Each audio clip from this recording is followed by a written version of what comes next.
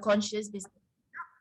And very happy to have this, the first one in the series that we are doing, where we are talking about sustainability and sustainable lifestyle, and how we can actually prepare ourselves for any upcoming uncertainties, because the world that we live in right now is very much volatile, uncertain, you know, and also if we are prepared, if we know what we can do, if we know that we can lead our lives in a more joyous way with whatever changes that's happening around us, that would make our lives more pleasurable and sustainable, right? So today we have a special guest, Dr. Ichsan, that we met recently, and we love the work that he does. But before we go into the actual talk and the actual sharing, we'll see all of these amazing people who are early and are in this room. So we'll do a round of introductions, and whoever is, those people who are catching this on Facebook live, this will be also uploaded on my YouTube. You can always send in any questions, comments, and sharings, and connect with us as well. Okay, so love to invite. Okay, Zeal, maybe you can say hello first before I pass it over to Nashwan and then Amy.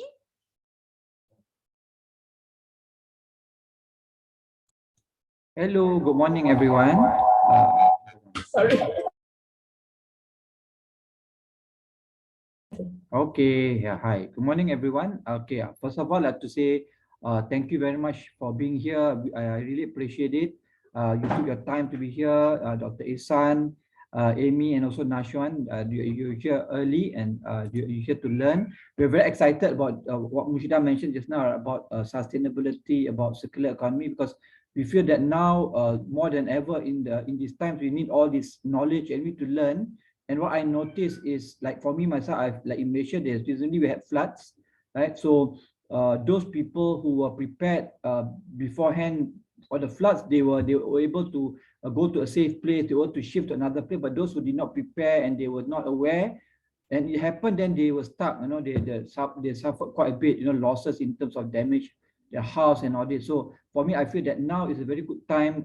We already passed one crisis, which is the pandemic. So we don't know what's going to happen in the future. So right now is a very good time for us to start preparing for whatever's going to happen. So at least when it comes, we might not be able to, it's not going to be sunny and roses all the time, but at least we can cushion the impact of the crisis. So we will be, at least we as alone, we will be stuck, but as a community, we can work together and we can do something together. We can be stronger together. That's the reason why we started this sustainability living lifestyle community, because we wanted more and more people, like-minded people, to come together and let's do something together. Let's take initiative and make the world a better place at the same time. Okay, that's what I was sharing. Thank you. So now let's pass it over to Nashwan. Please introduce yourself, Nashwan. Hello and welcome.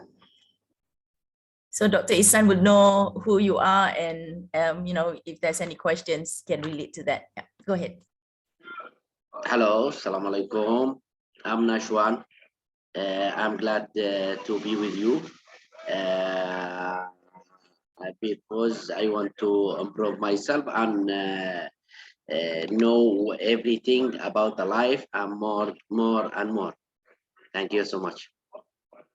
Yeah, and Nashwan, where are you from? Can you share that?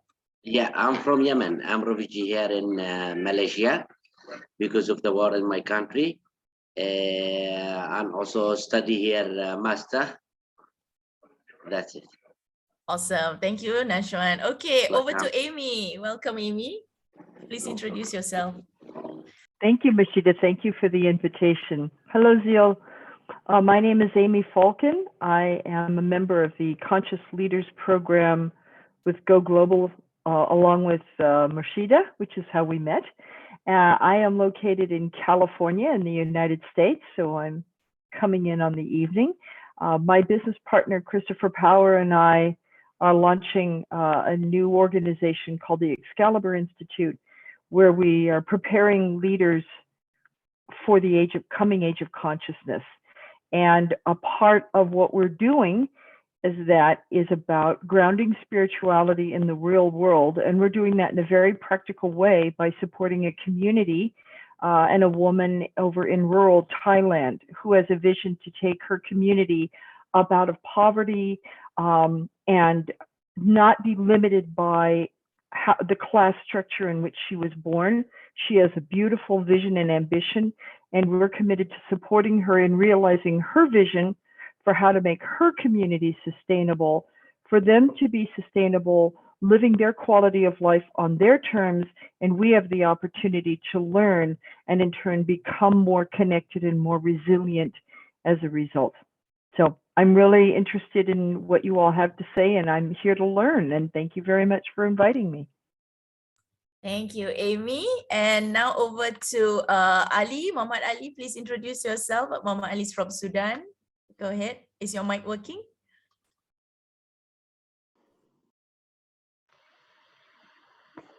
Assalamu alaikum and good morning, everyone.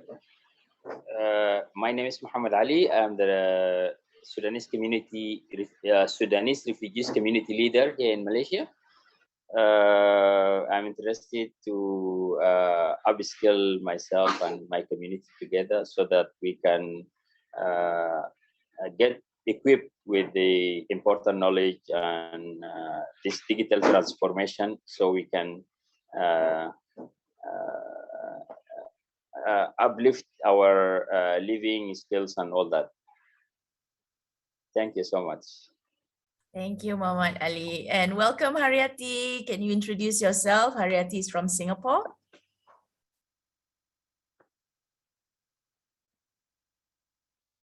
Haryati, are you available to speak? Yes. Ah, okay, go ahead. Assalamualaikum, good morning. I'm Haryati, co-founder Ras Fats Burner Empowerment. And also I have my own personal coaching called Fats Burner. And I'm from Singapore. And my purpose for having this business, I'm doing business together with my partner, Noraisha, whereby she cover more on auras, which means like to raise a vibration high. And for myself, my intentions to help individual men and women who invest on themselves, on health, and also juggle with their family. And every 5 paid clients, I will help one single parent with low income, coached by me, not just losing weight with no yo-yo effect, but also to earn additional income to support their family. Thank you.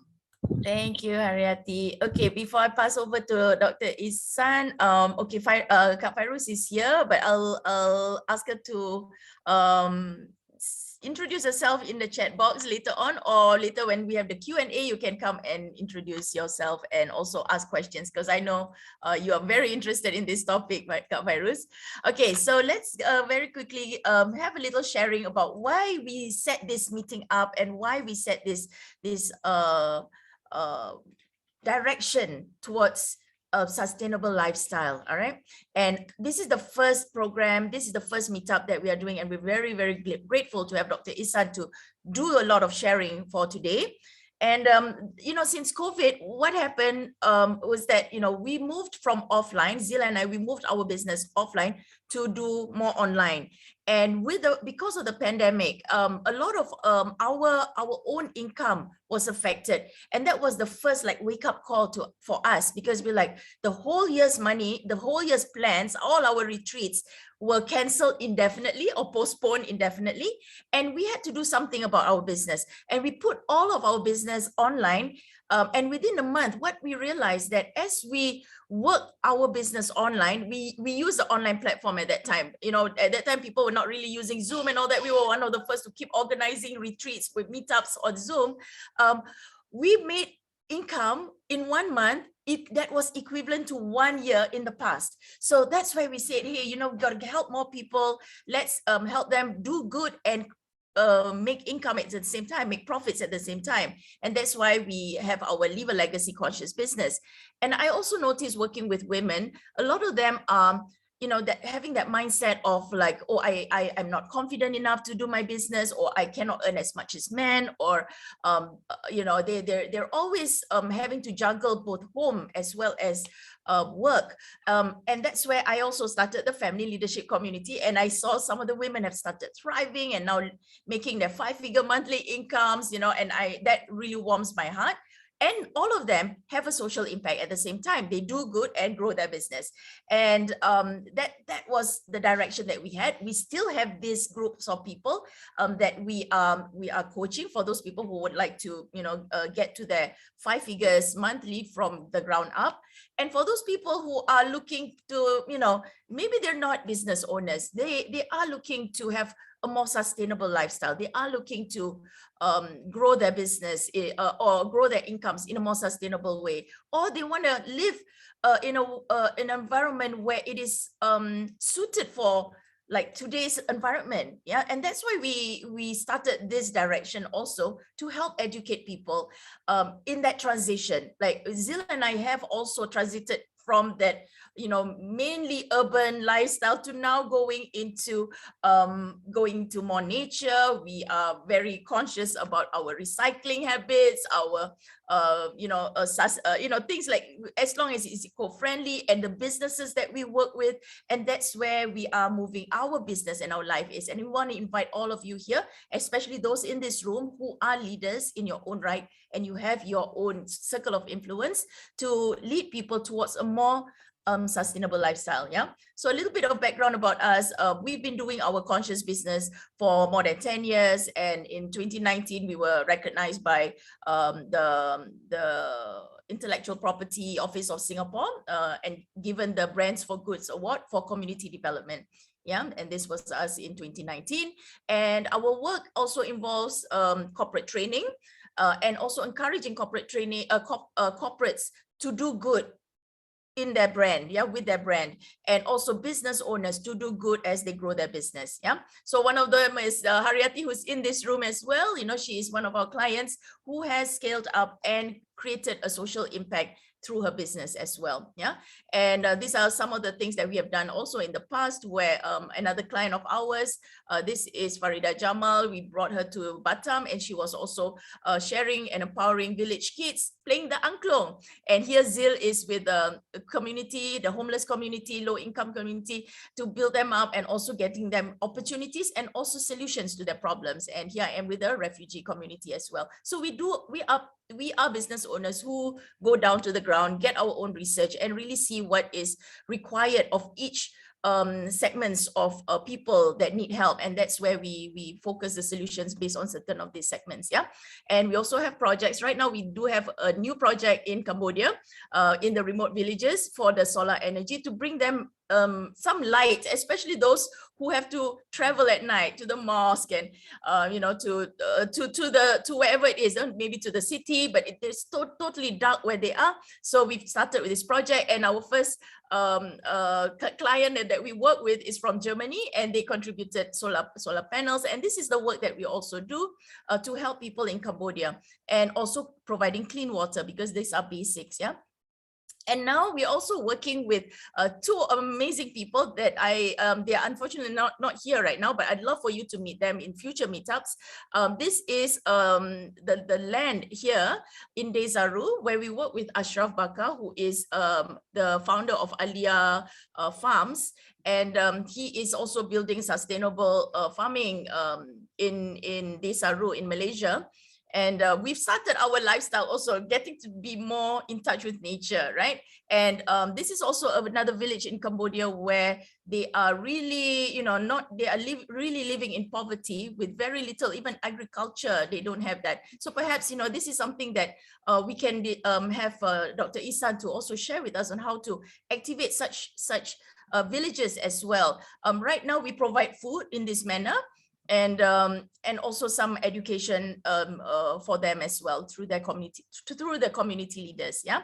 And this is the land in Desaru that we are also building right now. It is still a lot, you know, development to be done. Right now, there are stables. Right now, there are what's that? Goats and horses and pineapple plantations, right? And we are looking to bring more people into the community to also, make this place vibrant with our own economy that we want to create here. Yeah.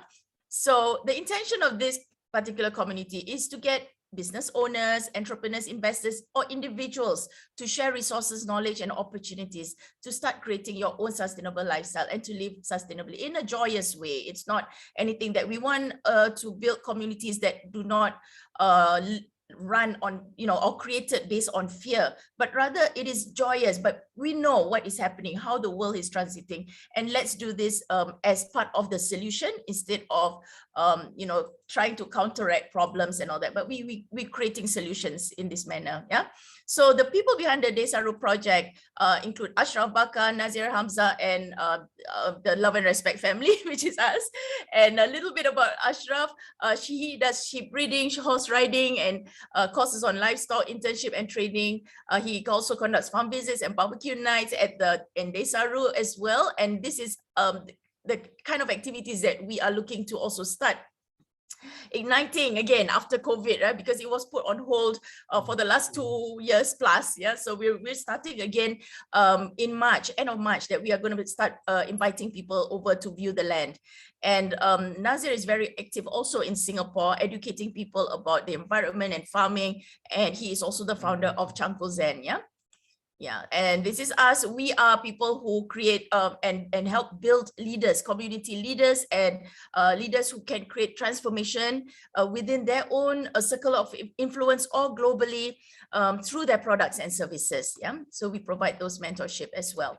Okay, so let's get now into the people that I have met also that I'd love to introduce you over the next few weeks, yeah, when we can have some of them to share about their work. I met Ananda Setio Ivananto. He is the director of Asia Africa Research Consulting Investment. He's also working with Dr. Ichsan, and he does a lot of amazing work with Indonesia, bringing Indonesia to the world and the world to Indonesia, and also creating a lot of sustainability work as well as the circular economy. And today's I'm thinking tonight because I'm thinking of Amy, and Amy's in front of me. So I'm like, so tonight, this morning, yeah, in Malaysia, from Malaysia, we are so happy to have Dr. Ichsan to be sharing with you about his work and what he does, and also some of the things that might benefit some of you in terms of how you can grow from the ground up or create your own circular economy. I am here also to learn, and he is an expert. He's an advisor, consultant, entrepreneur, and also a startup mentor on circular economy and renewable energy. He has extensive experience in all of these areas, including process design, energy efficiency, during project preparation, project construction, commissioning, and OM&M of various projects. And he has worked extensively in all of these countries. Yeah, I haven't been to some of these countries even. So Indonesia, Germany, the Netherlands, Belgium, Japan, Zambia, Bangladesh, India, Singapore, and Vietnam. And these are some of the special skills and specialities that Dr. Ichsan works around. Circular economy development, fantastic. This is something I love for all of us to learn and also instill in our own communities. Rural village development, which is also something that I have interest in, because we are looking at developing in Cambodia as well, and Amy as well is and Christopher. I think Christopher just came into the room in Thailand. And Dr. Ichsan also does renewable energy project development, energy funding, renewable energy technology selection, CDM, energy audit, energy benchmark, process optimization, process intensification, process simulation, and modeling. Who understands all that? I don't know. I am here to learn as well. So over to you, Dr. Ichsan. Yay, everybody give him a round of applause. Yay. Thank you, Mushidah. Good morning and also good evening for everybody. It's very a great speech that you have for the first time. Yay! Thank you, Mushidah and Zeal. First, I would like to show you one video before we go more details on that. Since we are talking a lot about the how to improve the women, especially in the rural area, so I would like to share you one nice video that we have.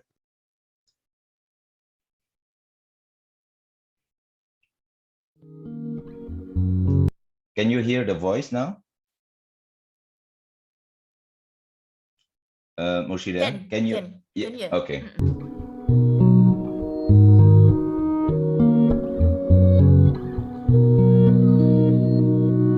Kwa majina naitwa Cecilia Lantei. Mimi ni mzaliwa wa community ya Wamasai. Kila asubuhi naamka, naenda kazini, nasafisha duka langu. By 6:30 at least customers watakuwa wameanza kuingia. Tutaanza kuuza mpaka jioni. Sasa inaitwa jikokoa, inatumika kupika. Uzuri yake huwa unaweka makaa kidogo na inawaka haraka. Ukinunua unaonyeshwa venye utawakisha, kwa dakika kidogo itakuwa imewaka, unaekelea sufuria yako. Ikipika sana hiyo ash inaingia hapa. Hii inaitwa Zoom radio lamp. Unaweka channels, unasikiza news. Ukitaka kutumia kama taa, unakuja tu unaifungia hapo juu. Tuseme kama hakuna stima, watu wengi sana hukuja hapa. Kando na kuuza hizo bidhaa zingine, tumeweka hapo solar panels ambayo itapata moto kutoka kwa jua. Sasa customer akileta simu, tunamchajia, analipa shilingi 10 kwa simu moja. Ama mtu amekuja, unamwona kabisa yenyewe ana pesa ya kuchaji hiyo simu, unamsaidia tu, unamchajia hivyo. Unataka kesho ama akienda apate customer mwingine na muelezee venye amefaidika na sola, na huyo customer atakuja pia kununua. Kwangu mimi tunafurahi kwa sababu nimepata vitu ya kusaidia mtu mwingine. Wakati niliajiriwa na Solar Kiosk, walinifunza kufanya mahesabu zangu kama venye huwa wanafanya stock take. Tukiuza saa hii, tuseme ile kitu yoyote tutaiuza, tunaiandika down. Ikifika mwisho wa mwezi, unakuja unafanya hesabu yako ya siku zote. Unaangalia kama uko na pesa ilipotea ama uko na faida yoyote. Kabla niajiriwe Solar Kiosk, sikuwa napata pesa ya kutosha, maana nilikuwa naongojea mzee akifanya kazi ndio utapata pesa. Lakini wakati nilikuja nikaajiriwa, fadhali sasa si vitu mingi ndio naweza kumuitisha. Sitamuitisha, mimi nitanunua maana niko na pesa.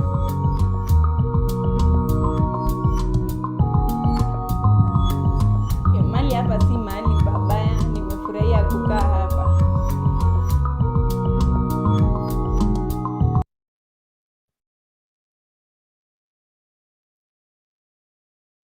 Yeah, that's a little bit story behind. Not try to promote a company, although they're also my partner. Then we already installed in 2 locations in Indonesia. We inspired by the great effort that they did in Africa, and to be and that's by coincidence that the owner has a wife also becomes Indonesia, and he called me that why we don't do it in Indonesia. And then it was back to July 2020, the first time during the pandemic. We tried very hard to get approval from the Ministry of Health at that time, because if we can get that approval from the Ministry of Health, that we can bring a very expensive equipment funded by United Nations, so more than 10 units. But unfortunately, because of the bureaucracy and so on, we are not able to get the signature from the Ministry of Health. And I tried to find another way to bring it to Indonesia. So I asked the head of the agency to sign kind of letter, official letter from 2 locations, from the 2 head of the agency, that their people really need this kind of equipment, because with this is not only for the selling all the products from the village, but it can be used also for the clinics during the pandemic, because with the clinics, yeah, you can have the electricity, you can have the vaccine, refrigerator, and so on. And after 20 proposals, and then we finally get approval in January 2021, and then we are able to install, although a lot of challenging also during the transportations because of the pandemic and so on. Finally, after 6 months, that's very long period because of the logistic issue during the pandemic, because of the approval from the minister and so on. Finally, we installed in Indonesia, and we can feel that the local community really need that, because it's not only installing the solar PV with the container system, but also next to it, if you have the electricity, and then you can create the circular economy. So I come to circular economy after we have the electricity. That's my point. And before I pursue with what we already installed in Indonesia, I would like to explain a little bit about the circular economy. This is just a sharing part, because I would also like to learn from all of you, so we learn from each other. And because circular economy is also new, and also for me, I just focusing in circular economy for the last 5 years. Although since my background is the chemical engineer, for us it's not difficult to understand about the process, because it's more like process and product design.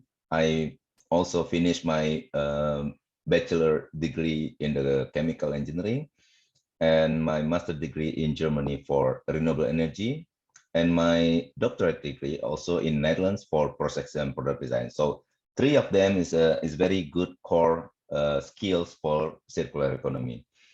Back to 2018, I have Italian trade agency in Jakarta. They sent 10 people to attend the circular economy conference and exhibitions in Italy, in Rimini, and I was very lucky that I got that opportunity with another 9s. And at that time, the first time I asked Ivan, at that time I'm still in Japan, traveling all the with the train. We tried to stop over in several villages in Japan. I got official information from Italian trade agency that I'm allowed to visit that exhibitions. I asked Ivan at that time, one of my best friend Ivan, and also my boss, what is a circular economy, by the way? Because I have no clue at all. It was back in 2018. And he explained, because he read a lot, so he explained about the circular economy. And then after that, I continue working on the circular economy. And up to now, I also already finished 3 books for circular economy. And I'm also finalizing 1 book with a Danish publisher that need to be submitted at the end of this month. So regarding myself, this is not about me, but I would like to explain about what the project that we did in the past, because that's more important than myself. So I did more than 200 projects and constructions during the project development, constructions, and also the executions, also the operation and maintenance. But it's very varied from bioenergy, hydro, solar, and geothermal, and also mostly are on the rural area. So for me, it's become more interesting after I joined the Ministry of Planning in Indonesia to learn a lot from the local peoples. I just returned 2 days ago from Bangka Island. We have a business also for copra, coconut copra, that's supporting women over there. During the pandemic, they need more income, and then we open a business with my friend for the coconut copra. We did also 23 shipping from Nusa Tenggara Timur. It is in the Lembata Island to Surabaya, supporting people in the east part of Indonesia to get more income during the pandemic. So this kind of thing that make me feel live a lot. And then I think that's matched with the spirit of the love and respect, because when we go to the rural area, we need also to respect them, and then makes us more convenience. And at the end, we love how they do the things, how they do interact with us, and so on. So this is some books that I wrote about the circular economy. One of the book, like 100 Economy Indonesia, is also officially launched by the Indonesian president. I also wrote about the subchapter here regarding the circular economy, and some others will follow. And first, before we go to the definition of circular economy, I would like to share some challenge after the pandemics. So based on the information from the United Nations Foundations in 2020, that one of the key points during the pandemic that we need to enhance our challenge to become the opportunities. So we have 5 challenges at this moment. That one of the first is ensuring equity and inclusivity of the heart of what we do. So we have a lot of, because of the global pandemic, we also have the challenge on the marginalized of the communities and so on. And then we also have the challenge on the sustainable development goals that cannot be achieved till 2030. And then we need to improve our approach for the SDG. And then several other things that follow. So how we can overcome this challenge, that the only way to do that is using the circular economic concept. This is already also informed by the Dutch government, one of the ministry in Netherlands. They also officially informed that we cannot avoid that we need to transform from the linear economy to the circular economy. So what is exactly the circular economy? I was the circular economy advisor for the Dutch embassy in Indonesia for about one year. And now that project has been halted because of the traveling issue. We cannot travel to Netherlands and cannot come to here. So it was freeze for a while, but it will come back soon. And based on the information that I received and I searched and also discussed with some others, that the challenge with the circular economy is we need to move fast from the linear economy and then to reuse economy and become the circular economy. One of the key points on the circular economy, it is a synergy system. So first, you need to be able to see as it is an integrated approach. Secondly, it is a closed system. So if we are talking about the circular economy, it should be a closed system. And the third one, it also have 3 components, which is the environmental sustainability. So it protects the environment, and then it creates the economic growth. And then the last one, which is also important, it brings the social impact on the community, which is the social equity involved in that project. So if you're not involving one of them, or you cannot gain one of them, so it cannot be said as a circular economy. But there are also some challenges in Indonesia, especially that people still thinking that the circular economy is only about the waste, but actually the circular economy is beyond the waste. For example, like in India, they already have some natural dyes and also some natural fibers that coming from the forestry that they utilize everything that make a nice product and so on. And also in Netherlands, for example, you can have what they call the circular economy phone. And with this phone, you can easily change some component inside it by yourself. For example, you don't need a camera 4 megapixels, and then you change it. You change with a lower spec or you change with the higher spec. You can do it by yourself. You just return back all the camera to the factory. And then if you need to change the casing, you change the casing and then you send it back to the factory. So this is very interesting how the world is changing, because as you know, we don't want to be like one of the company that like, for example, like Nokia, that they are late to change. and then they lost the opportunity and they're behind the market, although they already rebranding the product. They changed the technology, but still they cannot come back to the market, right? Because this is very challenging, that you need to follow the steps, you need to follow the trends. And now the trends is coming to the green economy, it's coming to the circular economy world, and also it's coming with the green financing. So three of these points need to be combined, and then when you structure the project, it should be able to cover all of them.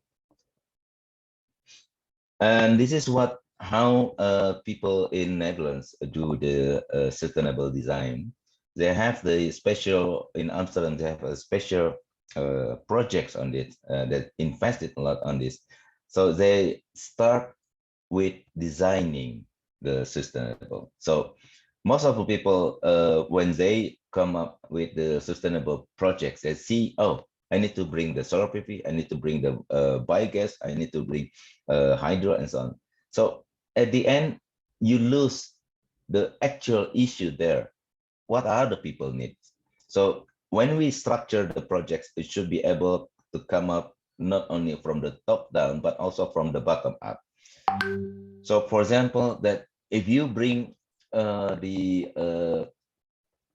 technology that will never be used in such a traditional community because it's very expensive or it's very complicated, so they will not use it at all. So at the end, when you propose a technology with very complicated systems, that they cannot use it. So it is not supporting the environment, because at the end it will impact and bring more waste to that environment, because it becomes how we call it, that it become useless. They will never use it. And then how we can avoid that? So the only way to do that, we need to design in a proper way. When you design a project, you need to see the three components here, which is one is the people, the second one is the planet, and then the profit. Each of them you can make a quantitative way with the sustainable approach. So at the end, you will know exactly to where you will go, and then you can make a spider web graphic on that, and you can see which points that is really needed for that area and so on. So from the qualitative that you can change to quantitative with the spider web design, you quantify all the components, you make the rank of that components and so on. So this is part of the sustainable design. So before you jump to the project structure, project construction, and so on, please be aware that the design need to be able to adopt the sustainable way also. In Indonesia, we have a lot of regulations based on the circular economy, and so we have already follow also the obligations with the Glasgow Agreement, and previously with the Paris Agreement and so on. We know that we have to be able to hold on the 1.5 degrees Celsius. We need to also focusing on the green financing and so on.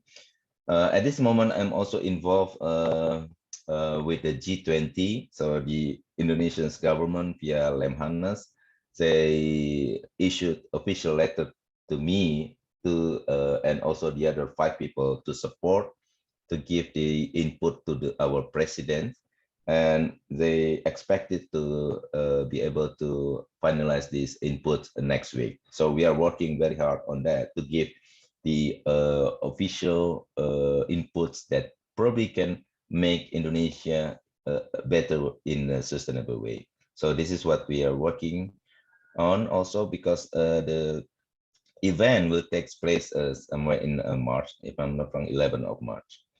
And based on that, one of the things that we proposed during the continuous meeting with the Lemhanas and also some other ministry level, that we need to be able to move forward, not only focusing on the renewable energy only, because if you're talking about the renewable energy, it is only one component.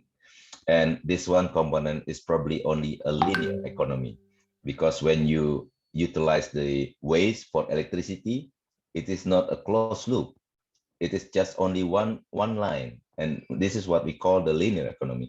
But when we generate electricity from the waste, and then we use the electricity to push the water systems for the irrigations, for the plantations, for example, and then from the plantations we can do the harvesting, and then we utilize again the heat to preheating and also heat the harvest products.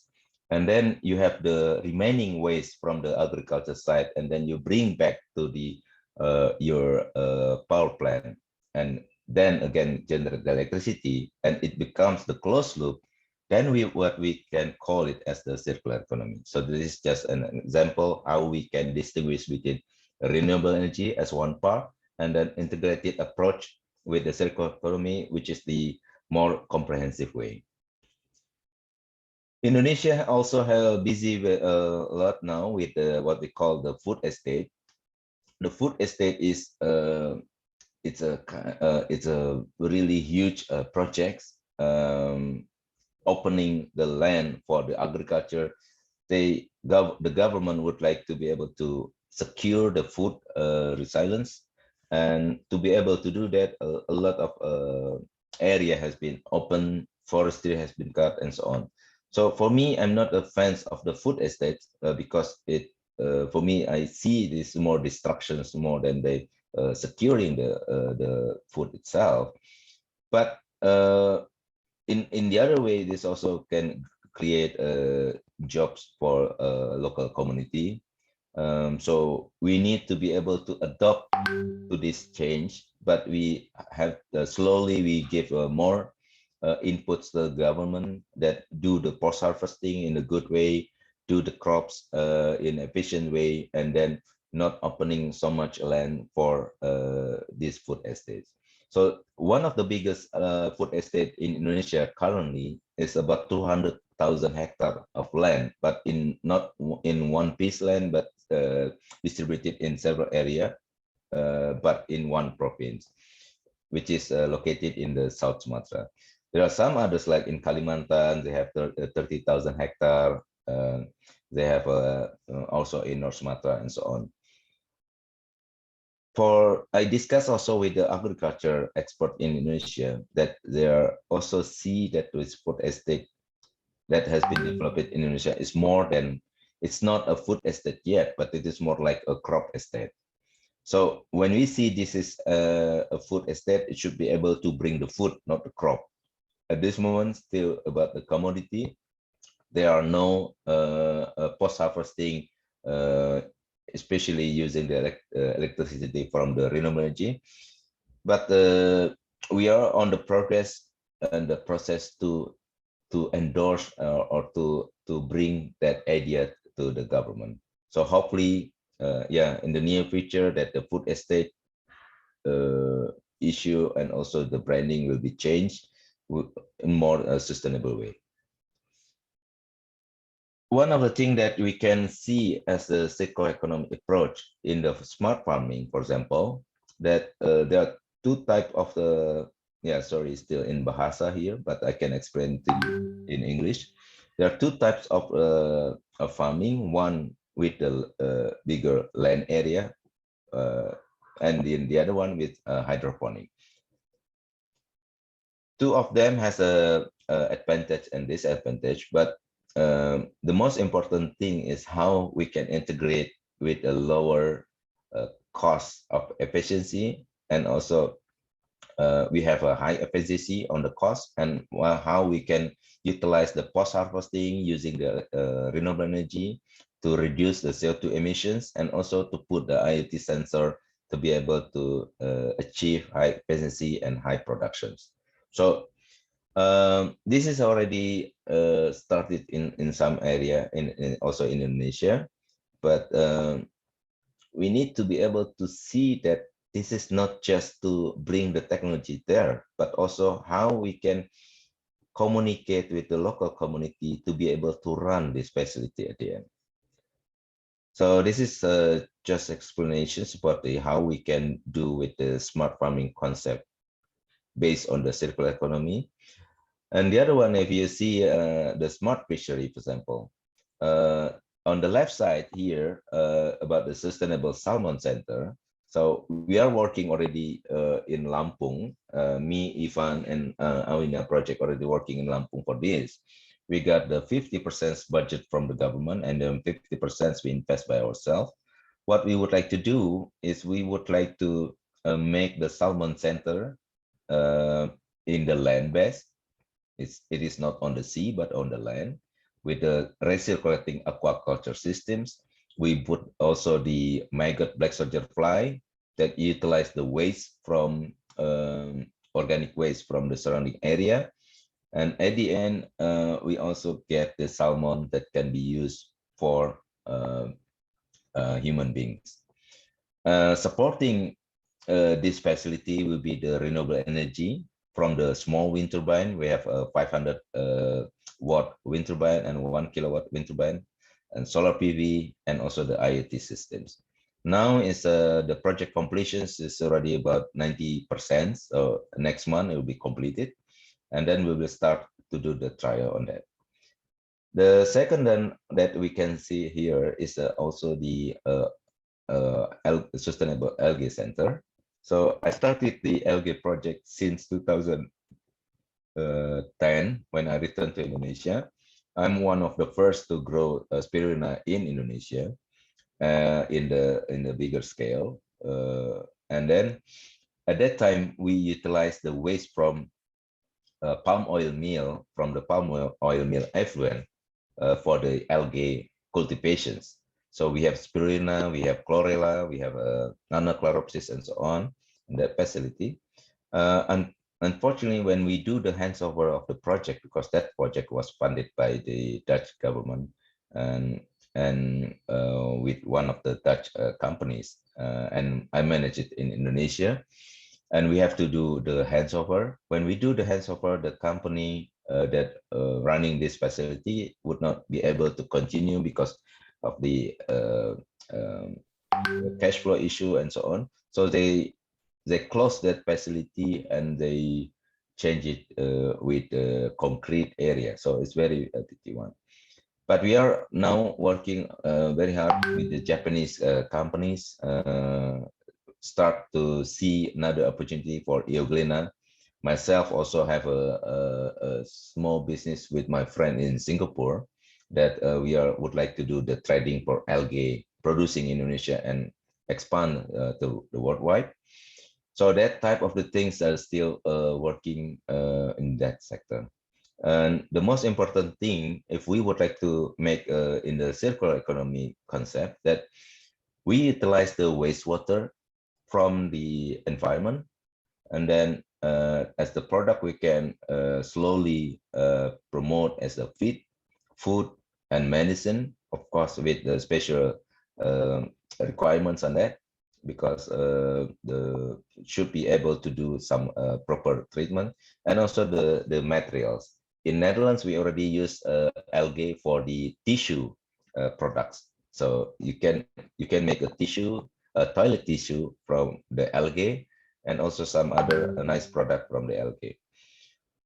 So when you have all of this material, and then you eat, for example, the fish eat the feed from the algae, the human beings also eat the food, and so on. And then at the end, you have also secretions of the wastewater, and then this wastewater will come back to the system. So this is still a closed system. So that's what we can call a circular economy. And then if you go for the a marine fishery, for example, that you can work together with some startup companies that were really focusing on the battery. They can pick up the batteries. They can, and then we can utilize the plastic waste from the fishery boats and so on. So one of the things that I would like to explain based on my discussions and my research with the marine waste in Indonesia, not all of them is coming from the river. Some of them are coming from the boat. Why it's coming from the boat? Because when they throw the waste in the harbor, they have to pay a lot. So the easiest way for them, just throw it away in the sea. So at the end, you will see a lot of waste coming to the back to the shore, and then make the environment issue on because of the fish cannot eat and then they eat a lot of microplastic and so on. So what we can do with this plastic, that we can utilize the plastic for the fuel, replacing the diesel fuel from the for the fishery, for the fishermen, and then we can use the heat from the pyrolysis process to heat up the cold storage, so to cooling down the cold storage, and then supporting with the solar PV and IT. And what happened with the remaining fish that you cannot sell because it's rotten and so on?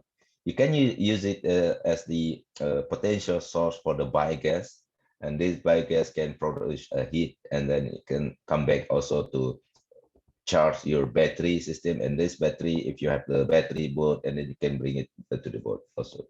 So that type of things you can explore when you have a integrated approach. Most people they are too focused on the linear economies, and then they forgot that there is no such a way that to see only one technology can solve the whole problem.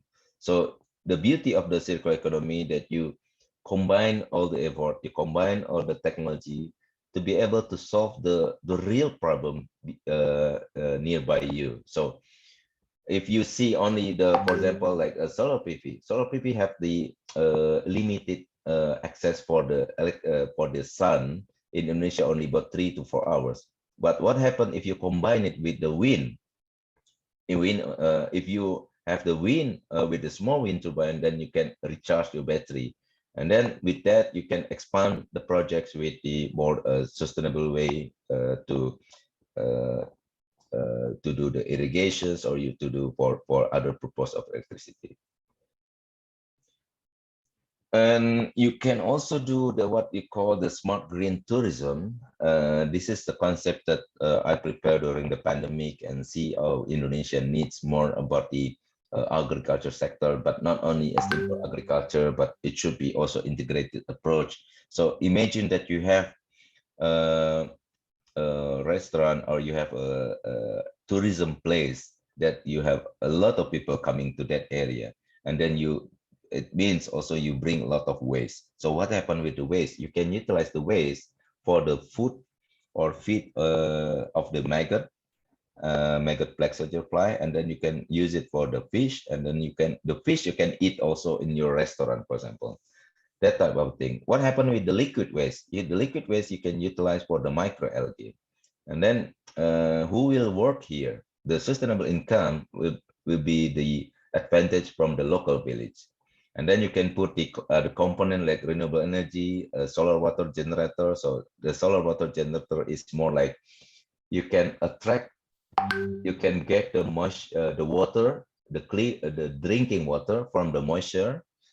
If you have the moisture on that area, then you can just easily absorb the water, and then you can drink it. So this is already installed also in Indonesia.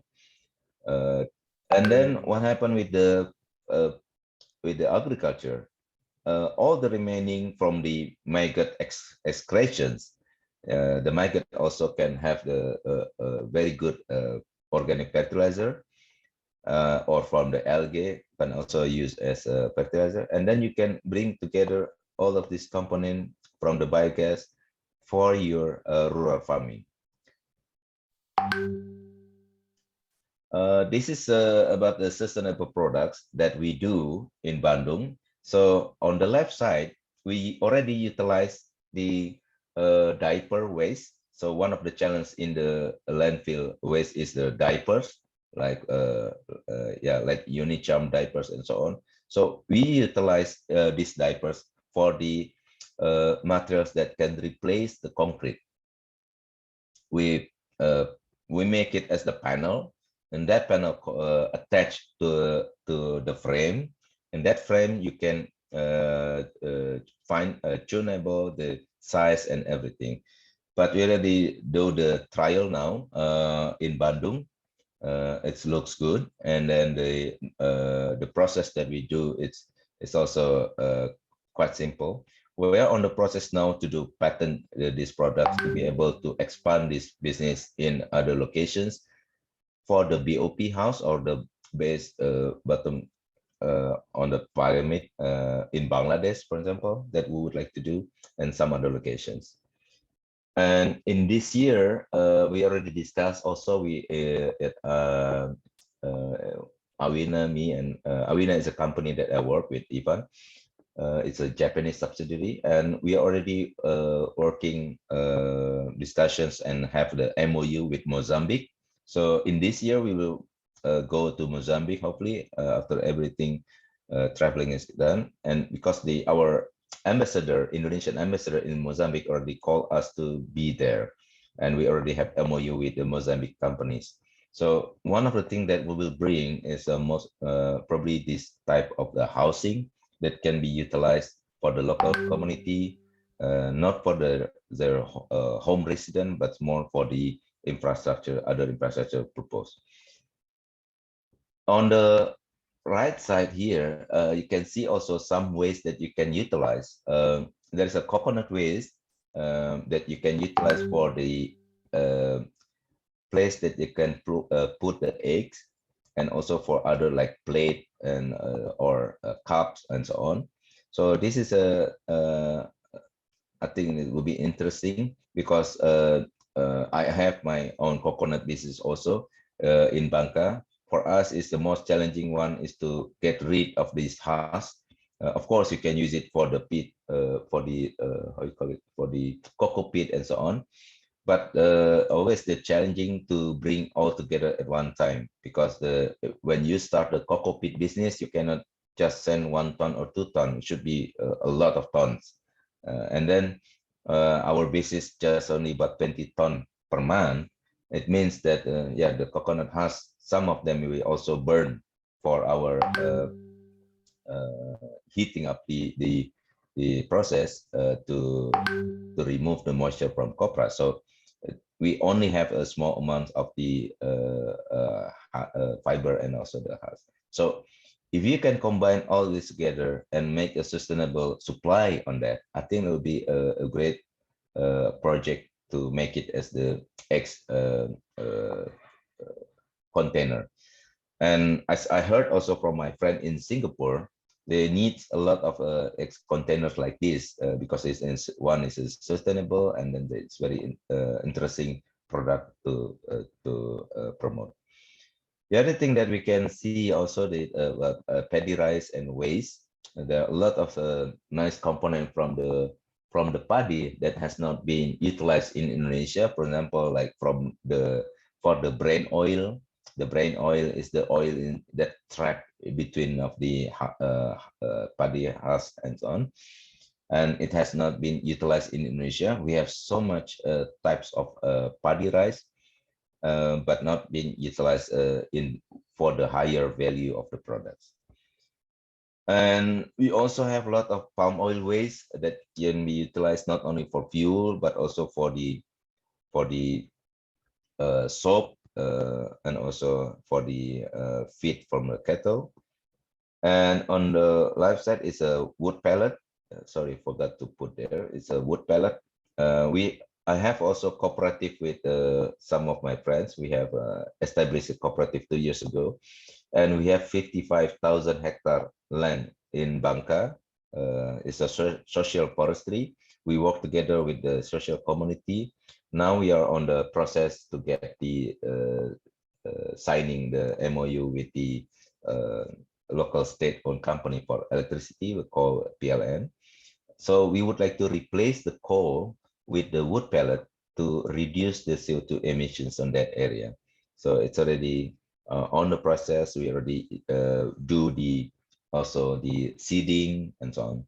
So the beauty of this type of project that I'm really amazed that the local community support very much. They change their habit from the illegal mining people. So in Bangka Island there is a nickel mining, illegal and a legal one. So if they work illegally, for example, that they can earn about 200,000 rupiah per day. So it's about $20 per day. So if you work with the wood pellet, you earn less because we cannot pay so much money to them. But they are willing to do that because they know the dangers how to work with the illegal mining, especially they have to be underwater for more than 8 hours. What happened with their lungs, whatever. So that type of risk that they know, so they willing to convert from the illegal miners to biomass pelleters. So this is another one that we can do for the circular economy related to the waste management. This is we already utilize. This is my subsidiary company that just won one of the prestigious award in Indonesia from one of the banks, famous bank in Indonesia. So we got $100,000 US award also because we win that. So what we do is we utilize the organic waste for the and then we give it for maggot black soldier fly. But we don't just stop as the chicken feed or as the duck feed, but we also utilize that maggot black soldier fly for the medicines. So imagine that you have a diabetes, and then most of people that get diabetes is when you get hurt, and then the blood will not stop immediately, right? So if we give the maggot medicines, and then it will block your blood, and then it will recover faster. So this is what we already do. We also utilize the maggot for the soap. So we already utilize this also for other extraction product and so on. So on the left side here, you can see the fertilizer which coming from the remaining secretions of the maggot. So the remaining one that they don't eat, and also their secretions. On the left side is the control, which means that you don't give any fertilizer.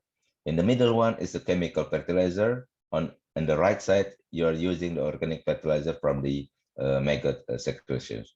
All of them the same crops and the same vegetable and the same time. So you can see that the growth from the organic fertilizer coming from the maggot is almost 1.5 bigger than the chemical fertilizer. So by doing this, we do research, we have a lot of data on this.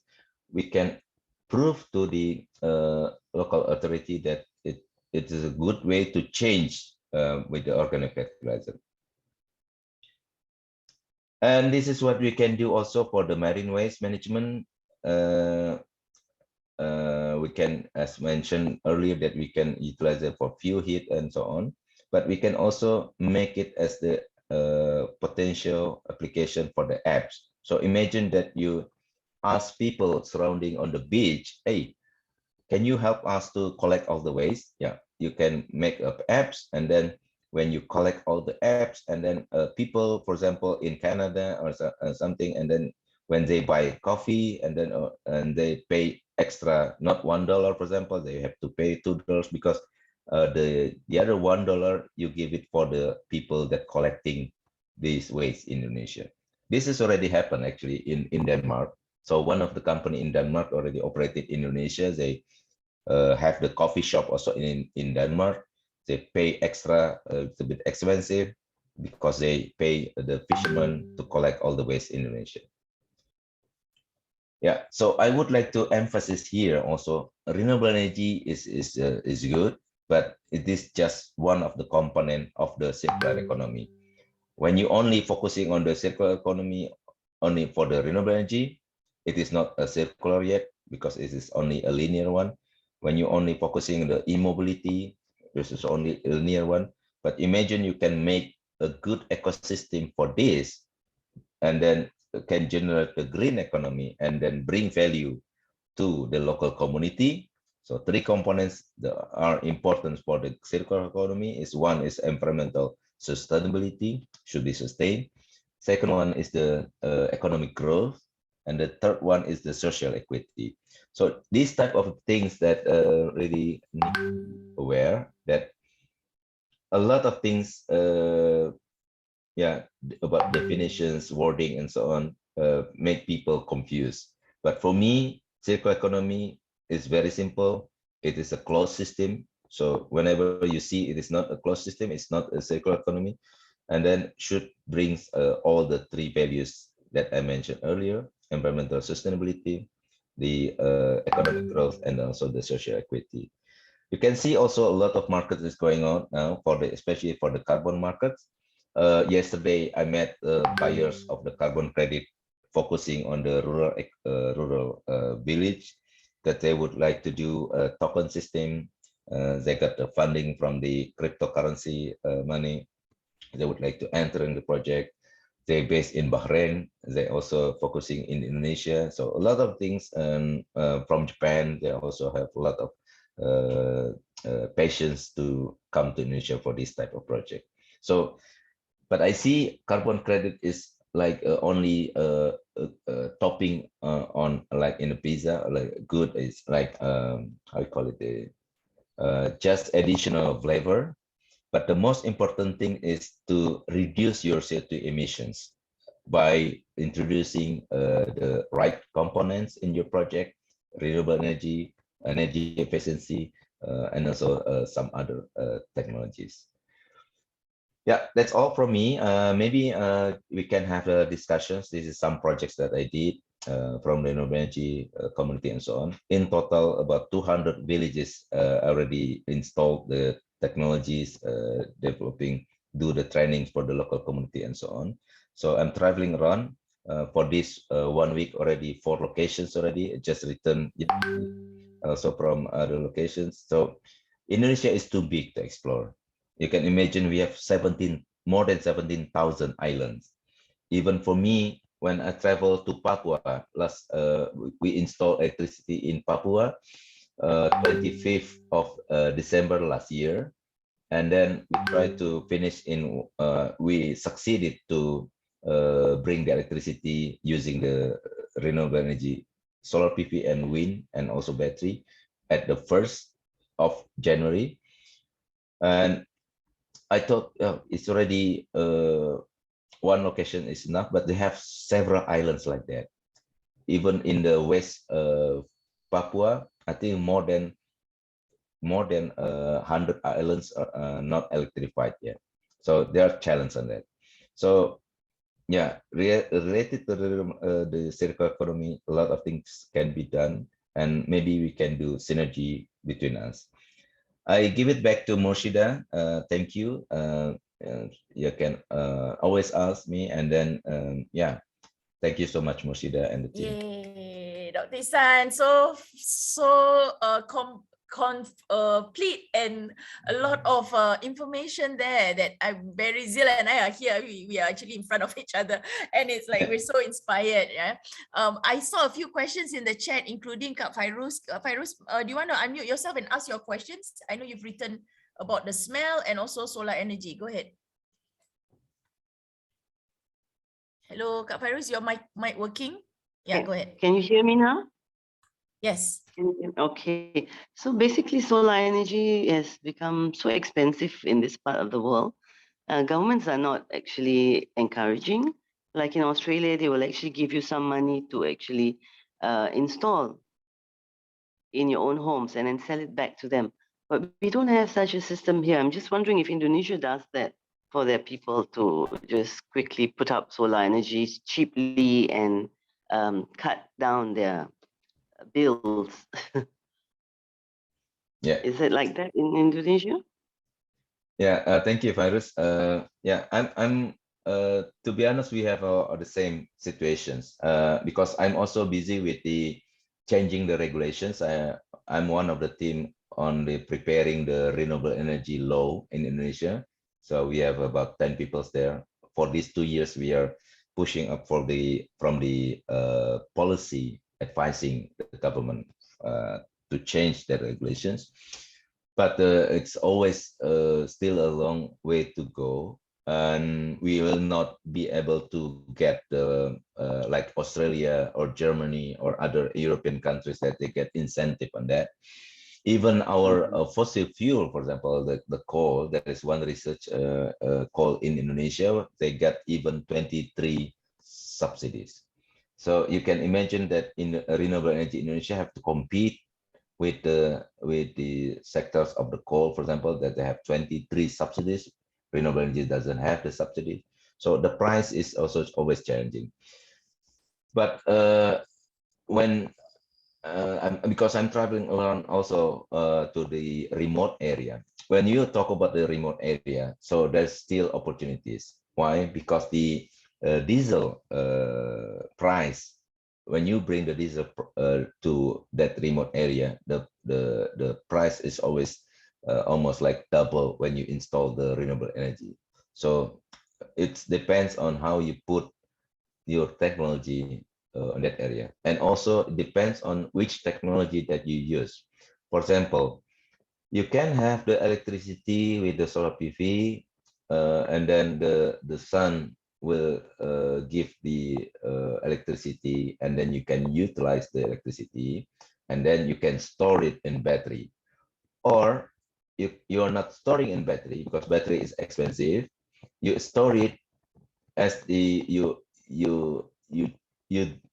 push the water up on the tower, and then when during the night time you let the water on that probably like 2 meters from the ground slowly going down to with the gravity, and then you can get from the kinetic from the potential to kinetic and the electricity out of it. So it depends on technology that you are using and depends on the specifications that you use. For me, I think always the cheapest, because Indonesia is very have a fertile soil and so on. So the best for Indonesia is always the biomass. Not only from the crops, the better one is from the waste of the crops. And if it is not there yet, and then we better to see other opportunity like solar PV and hydro. So that's about how we mitigate the risk for the cost and operations of the related issue. I think that's, is it answering your question, Faris?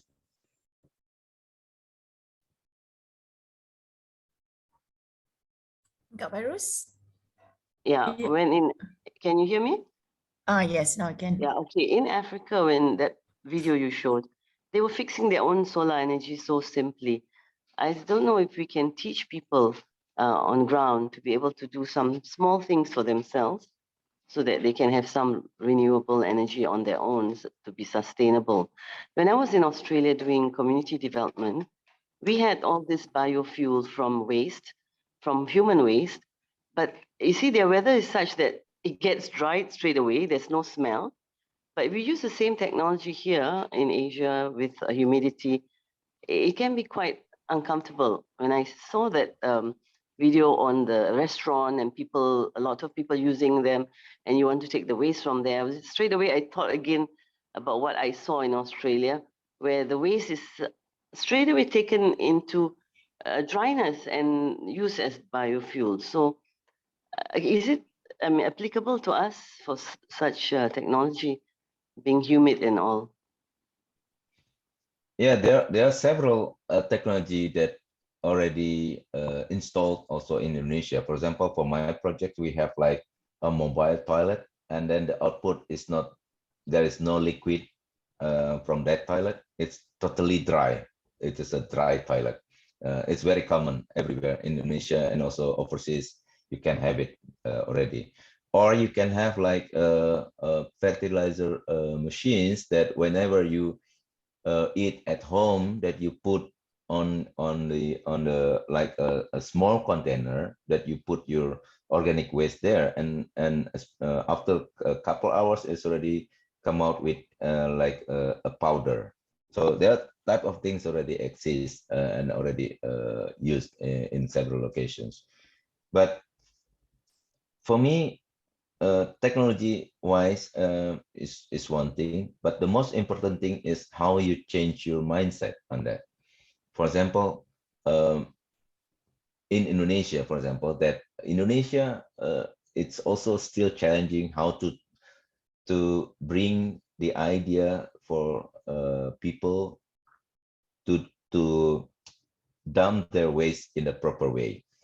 It's totally different when you are in Japan, that because of the culture, they already start collecting the waste or cleaning their class since they are elementary school. So what they do in Japan, so most of the time that they collect all their waste, just put on their pocket, and then whenever they see the trash bin, and they throw it there. Wow, really? Yeah. In Japan, it's more like that. And I also changed myself after that. After I returned from Japan, and then I collected all the waste. When I open my chocolate and everything, I just put in my pocket, and then when I see the trash bin, and then I throw it there. But yeah, sometimes, but not all the time, because the challenge with Indonesia also, it's very difficult to find the trash bin. When you go to the mall, for example, the super mall and so on, it's only in front of the mall or one near to the escalator or some other. So because they would like to cut the cost. The more you put the trash bin, the more people need to collect from that, right? So it's always challenging like that. In Japan, you can reduce the trash bin because they already have that traditions. But in Indonesia, what happened if you reduce the trash bin, they just throw it away. Because even people like me, for example, that would like to dump the waste in a proper place, but we don't see it. So, and I have to dump it anyway. So when imagine that if you eat ice cream cone, and then this ice cream cone is you need to throw it away, then you don't have the trash bins over there. Then you have to walk, and then you never know where to walk, right? So it's always challenging. In Japan, it's totally different. They always put even extra plastic on their bags just to collect all the waste.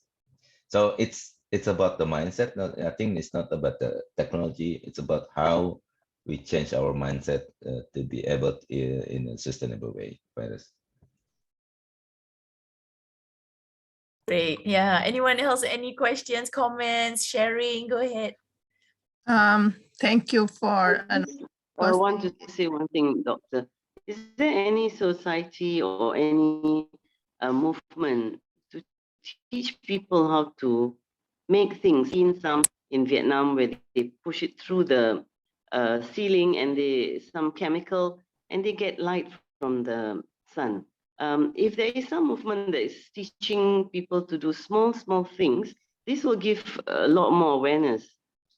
People try out, and with small equipments that they can find cheaply, to do their renewable energy on their own. To start with lighting, maybe water, so the fundamental of sustainability. Yeah. If you know what I'm trying to. Yeah, we have that one. To teach people simple things on renewable, instead of telling them to recycle. I think it's gone beyond years and centuries. It's not seemed to be working. I think because they've not let them try to use all this waste to their benefit.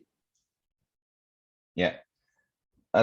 We have also Indonesia that one of the building from Pertamina just get 3 or 4 years ago award for that. They don't have any light, any bulb.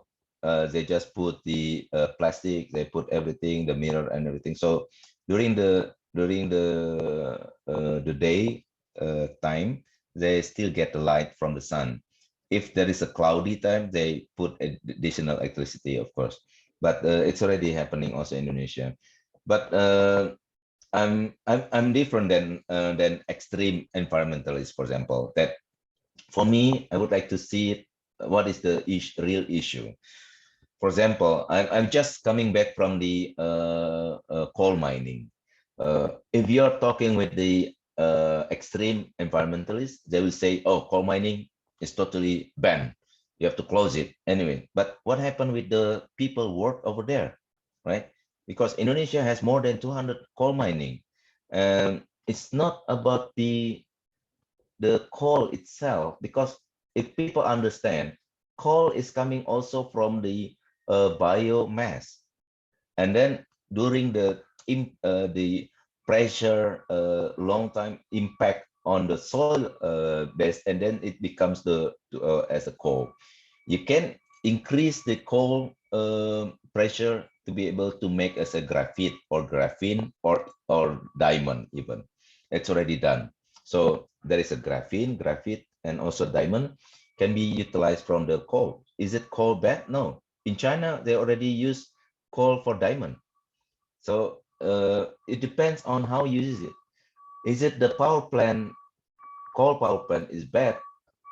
I'm not totally see that bad or good, but it depends on the technology that you are using.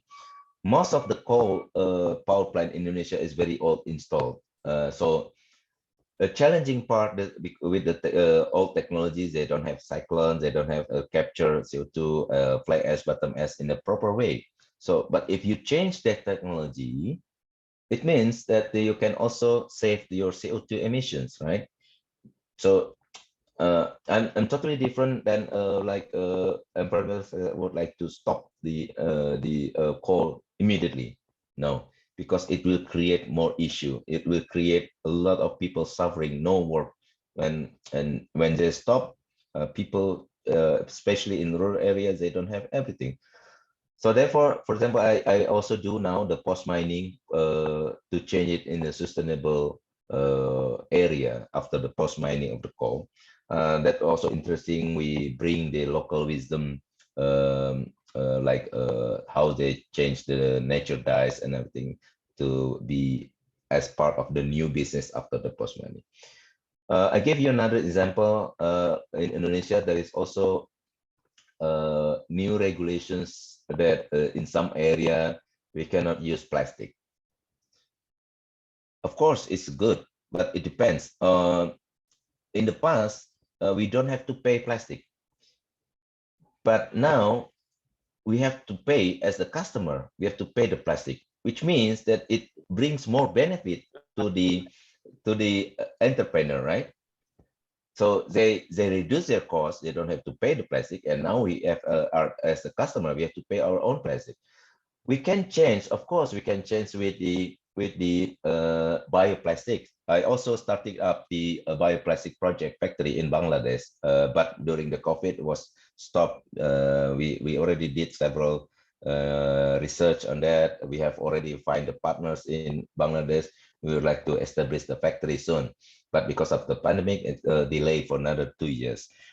I understand bioplastic is one thing, but how come if you eat meatball, for example, if you eat bakso, can you use bioplastic for meatball? Of course not, because it will melt, right? So there are several things that environmentalists extreme would like to change immediately, but I see that it should be gradually changed, not immediately changed.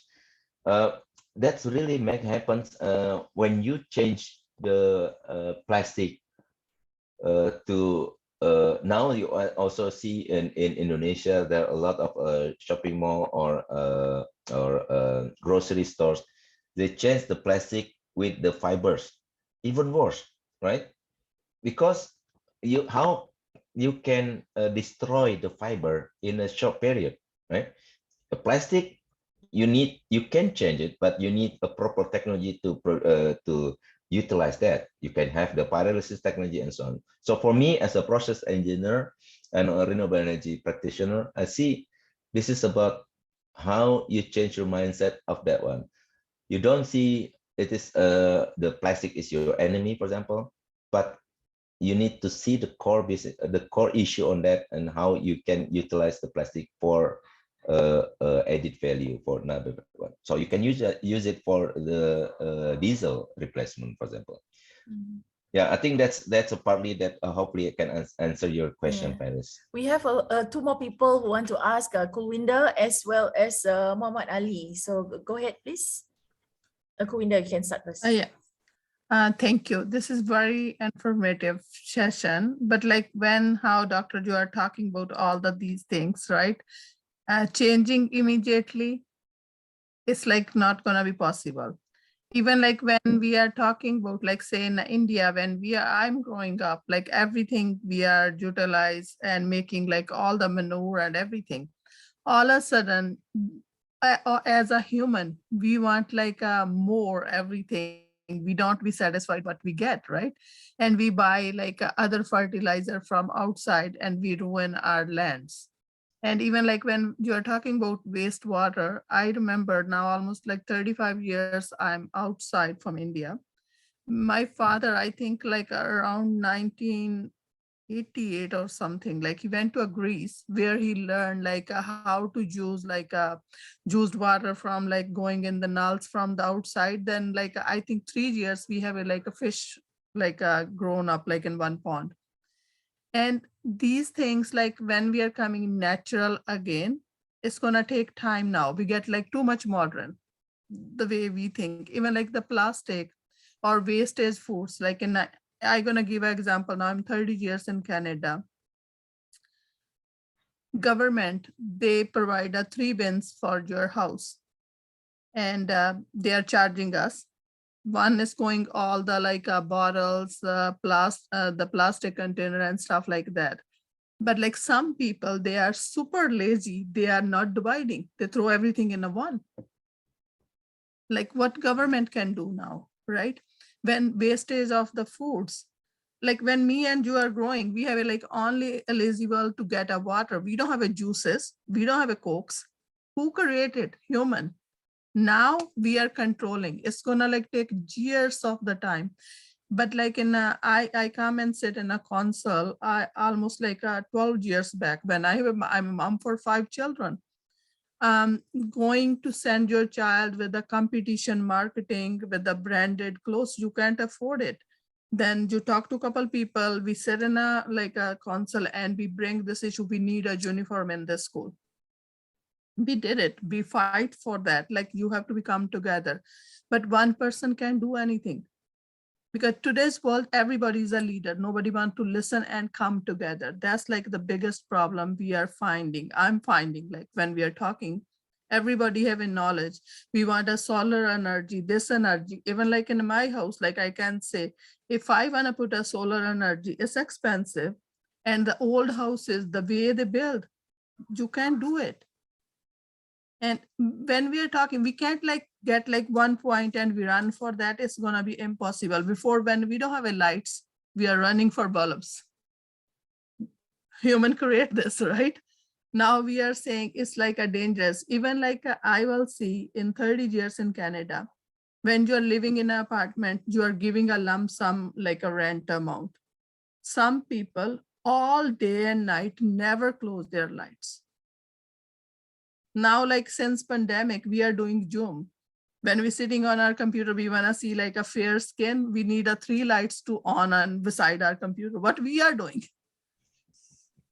Tell me like this thing, right? But like, I think like as a mother, I always say, start like small things from house. Like since last 3 years, like we sit in a school and we said like no more juice boxes for kids. Why? Because it's like ruining their teeth and they are spiking their sugar and we are wasting our money. In a one school, we stopped totally. Children can't bring a juice box in a school. We give whole school of water bottles. Then now 3 years, my daughter is like 12-year-old, 3 years. We don't have like a juice boxes in our own house too. You have to become and set examples, like how Fruz is talking, like for keeping a waste, doing this, like it's a loss of work too. Like if we want to put examples and doing this studies. Yeah. So Dr. Ichsan, what's your take on this? Yeah. Yeah. That's a very good perspective, Kulwinder. But I would like to give example like this. for agriculture, do we really need tractor or not? Yeah. I saw in one of the professor in Oxford, for example, a very good professor with agriculture base. What he does, he doesn't use a tractor for agriculture. He put the electricity fans, and then he put pigs, and the pigs create all the before we do the first how you call it, the first when we put this first time for the seeding, normally Yeah. the pH of the soil is very low. It's normally Hard. about 4 something. And then how we can make the land become fertile and also with the higher pH, he just put the pigs over there and make the soils better, because the pig eat the grass, and they would all the waste there is consumed, and Yeah, at it's the a end manure. Like, it's yeah, a that's the manure. way Yeah. old And then days. I was also in Papua, for example. That island that we installed the wind turbine and solar PV, it's the rock island. So for sure, it cannot be grow anything there because it's very rocky place. But what they do, they have another island next to it, and their ancestor call it a goat island because a lot of goats there, and they bring all the goat in that island one by one to their island when they have the community place and so on. And at the end, the goat island is just a name, no goat anymore over there. But because of the goat that already breed in their area, and I see that it's amazing that the nature make amazing place, that even in the very hard rock, even I cannot dig there. I need to do the constructions, and we cannot dig because it's very hard rock. But in between of the rock, there is because of the manure from the goat, there is a flowers going on. There is some other biodiversity there. But you can imagine, you cannot even dig the hole there, but there's still hope for the plants. So you can see that how nature works, right? We don't have to be 3 months in the jungle like in Canada or others. They make a new television series that you stay 6 months in jungle that you can survive and blah blah blah. No, I see that it's also very extreme one. So what we can do, how we can utilize the nature locally that can bring benefit to us and reduce our painless, because at the end, as you said, that we create our own problems, we create our own issues. Renewable energy is one part. The most important part in the energy efficiency is reducing your electricity, right? So whenever you walk to the toilet and then you come back, and then you have to turn off your light, for example. But it's not only that, but you also have to take out your plug. Remember, if you plug something, even you're not using it, and it's also you consume electricity out of it, right? So you need to plug off some equipment on it, and then you have to change the equipment at your home. Try to be save some energy on that. But of course, it will at the end. It's also about the choice. You can stay or behave like the same like before. You can destroy the environment or very inefficient to use electricity. But at the end, you have to see for your next generations. I give you example because I travel a lot to Japan, and I used to live 9.5 years in Europe. When my Japanese boss say, "Hey, you need to come to Japan." Why? I already see Europe, 17 countries in Europe. What is the difference in Japan? No, you have to see Japan. Okay. I said to my boss, if I go to Japan, I don't want to see cities. I want to see village, because I really would like to see rural village. The same like when I go for Bangladesh, although we installed 20 apartments in Dhaka, but I would like to see the village. I don't want to see the cities. For me, cities is the same. And my boss bring me to Japan, and they show us several things. Like they have in the village, they have what they call Michi no Eki. You have exit tolls that managed not by private companies, but more to the cooperative system. The farmers over there also sell the products in the cooperative way. Yeah, they even put the name in the product. Let's say the name is Ichsan, the age, locations, and so on. So it creates proud. They proud to be a farmer. This is also what is missing in Indonesia. In Netherlands, the richest people are the farmers. Netherlands supply is the second supplier for the food around the world. The first one is America. Ethiopia, number 12 now for the agriculture. So you can imagine it's totally different than the past. They fight a lot with Eritrea and now become the number 12 of the agriculture in the world. Indonesia were very far behind of the agriculture because of the proud is not there, not like Japan. So if we come back to Japan also, that every time if we waste the food, Indonesia is number 3rd or number 2, I think, for a lot of food loss in Indonesia. So every time when you go to Japan, you have to empty your bowl, otherwise they will complain. When you eat something in Japan, all the soup or miso and everything need to be empty. If not empty, they will say to you, even it is next. They eat at this different table, but they will come to you, hey, please don't waste the food because it's not for you. The farmer grow this to be eaten. So if you're not eaten, your next generations will suffer. So they already think in that way. So that's totally different than we are in probably in Indonesia, for example. I don't know in Canada or in India. I've been in India. I know some part also in India. And what I'm missing in Indonesia is we are not very strict on that. So whenever I be in Japan, I'm very afraid that if I'm not finish my food. So that's about the culture. They treat people like that. So it's totally different mindset. The same like Singaporean.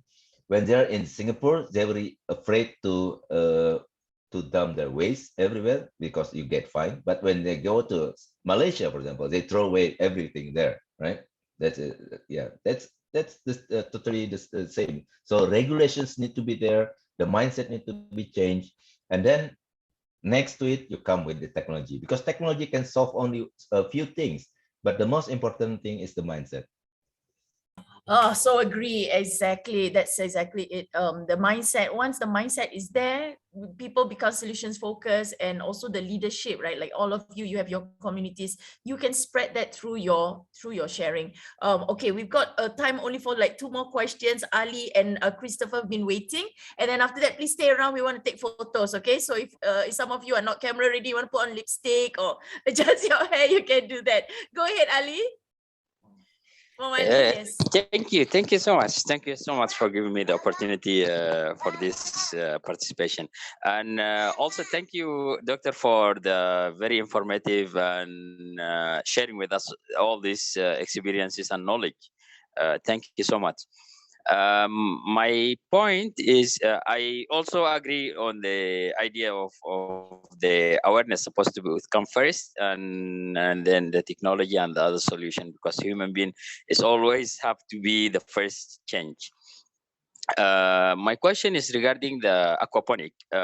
We have started last time here as a Sudanese refugees community in Malaysia. We have a small project about the aquaponic. And it was I'm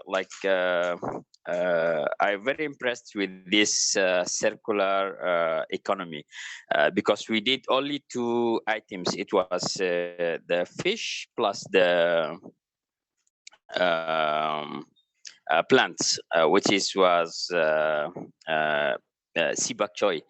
So wondering if you can share with us, Doctor, more ideas on how can we like add more into these systems so it can be more sustainable and it will have like great impact in our community. Thank you so much.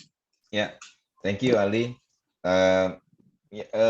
First, I would like to ask, what kind of fish is that? Tilapia. Oh, tilapia. Yeah, tilapia is very famous Yes. in Japan also. I think the most important thing for the fish pond is the quality of the water, and then the second is the feed. But the feed normally take over more than 60% of the total cost, right? When you do the operational cost of the fish pond, it's normally 60% is the feed.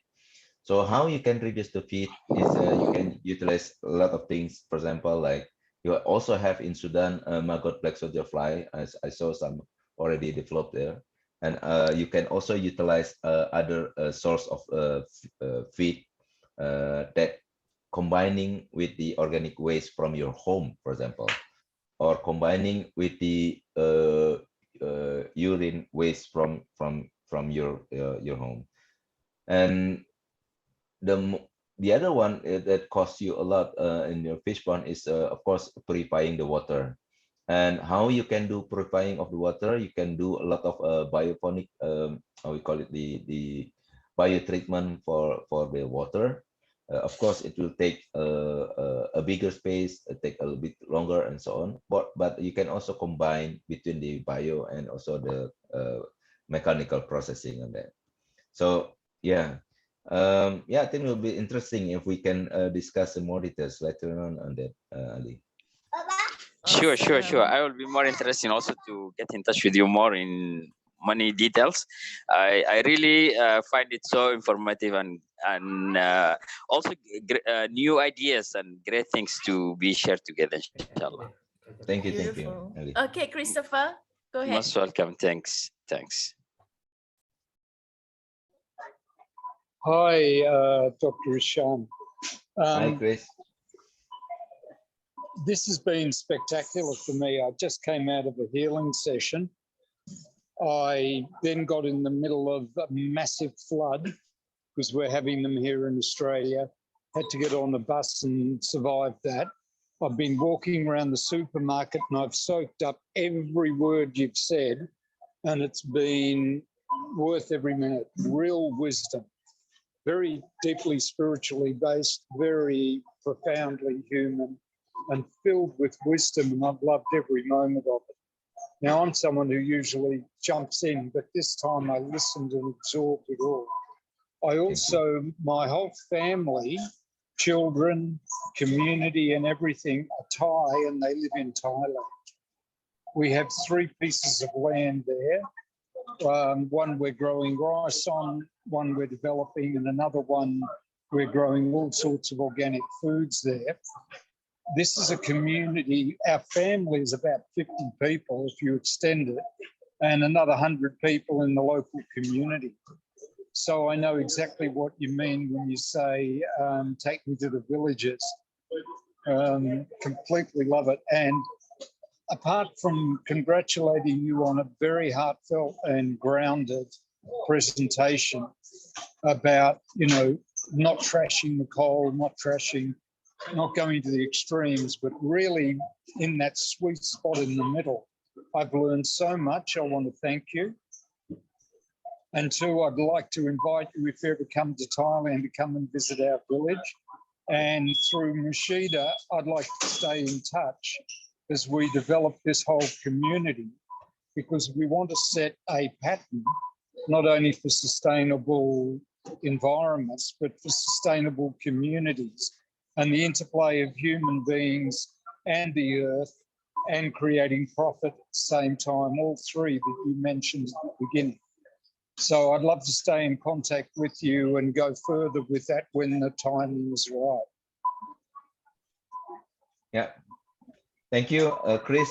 Very nice to meet you also. count myself not as an expert because everybody has their own expertise, even if you are working from home and so on. So I do like the tagline today that love and respect should be there, right? So Yes. we need to be, we need to respect somebody first and then become love, I think, right? So I think everybody can make a better influence if we do make a synergy. So that's basically what circular economy is, just a synergy of all the components that you already did, for example, in your separate way. But when you do as integrations, it brings more impact on that. So that's how I think how we can put it. And I think, let's say, for example, in your place, Thailand,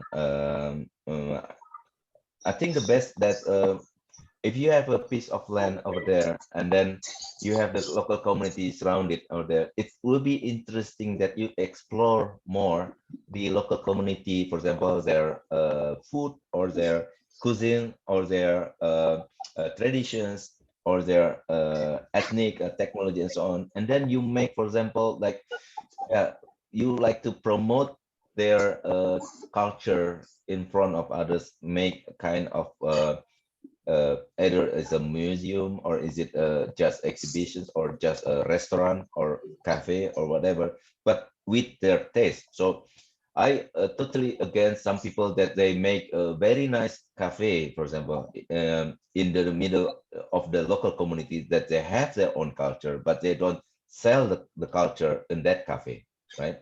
So you sell the Western traditions in the jungle, for example. Of course, it's nice to eat the steak and so on, but you need to make a local dish, for example, at the same level as the Western dish, and then you make respect them, right?